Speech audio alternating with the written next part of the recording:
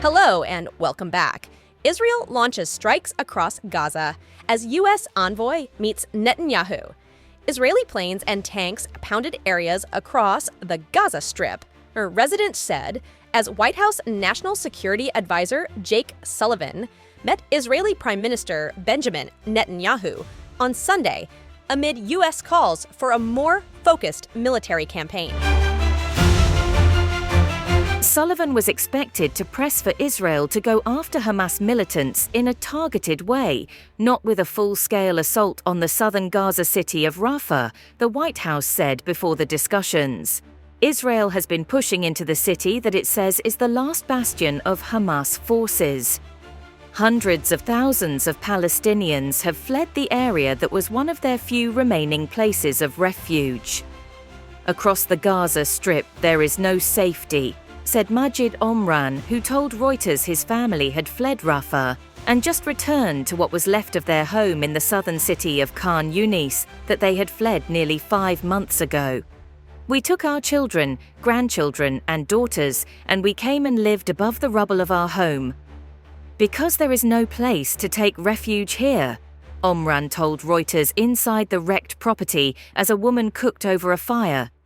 Israeli forces also pushed deeper into the narrow alleyways of Jabalia in northern Gaza overnight and into Sunday, returning to an area that they said they had cleared earlier in the conflict, residents said. The Israeli military has said its operations in Jabalia, the largest of Gaza's 8 historic refugee camps, are precise and meant to stop Hamas from re-establishing its grip there. The Israeli military said it was operating to identify armed terrorist cells and conducting dozens of strikes to assist the forces operating on the ground in the Jabalia area. Talks, tunnels, threats.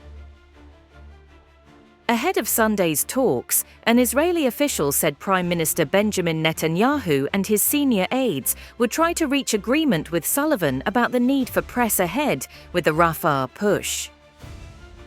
Past U.S. misgivings about the feasibility of Israel's humanitarian measures may have been allayed by the evacuation around half of the city's Palestinians in 12 days, said the official, who spoke to Reuters on condition of anonymity. "We've shown that this is not only necessary but doable," added the official.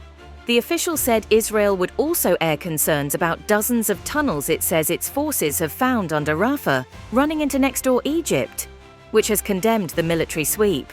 These tunnels are used by Hamas to supply itself with weapons and ammunition and could potentially be used to smuggle out of Gaza hostages or Hamas senior operatives, Deputy Israeli State Attorney Noam Gilad said during a hearing at The Hague on Friday, in a rare detailing of allegations that Egypt's State Information Service previously dismissed as untrue. Netanyahu has said the operation in Rafah, where Israel believes that as much as a quarter of Hamas's fighting forces are holed up, could be completed within weeks. Washington worries for the hundreds of thousands of displaced Palestinians sheltering there and has cited a need not just to evacuate them, but also to ensure adequate alternative accommodation. At least 28 Palestinians were killed on Sunday, Gaza health officials and Hamas said, most of them in a strike on a house in Nusayrat in the central Gaza Strip. The Gaza Civil Emergency Service said in a statement, rescue teams have so far recovered the bodies of 150 Palestinians killed by the army in recent days, and that 300 houses had been struck by Israeli aerial and ground fire. The Oct-7, Hamas assault on Israel that sparked the war killed 1,200 people, according to Israeli tallies. About 125 of the 253 people abducted in the raid are believed to remain in captivity in Gaza. At least 35,386 Palestinians have been killed in Israeli strikes since October 7, according to the enclave's health ministry. Aid agencies have warned of widespread hunger and shortages of fuel and medical supplies. The U.S. military said on Friday trucks had started moving aid ashore from a temporary pier built by its forces, the first to reach the besieged enclave by sea in weeks.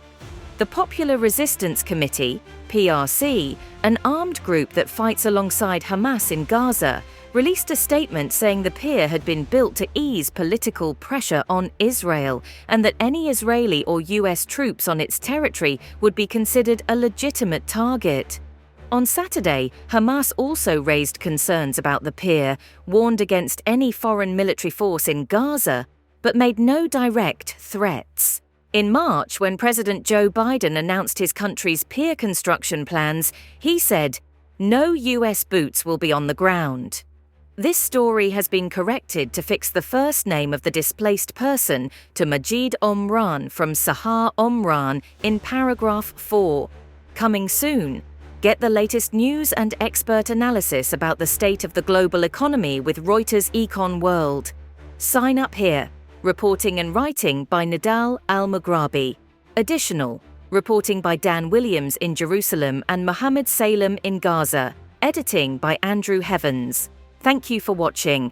Please subscribe to our channel and don't forget to hit the notification bell to stay updated on our latest releases. See you in the next video.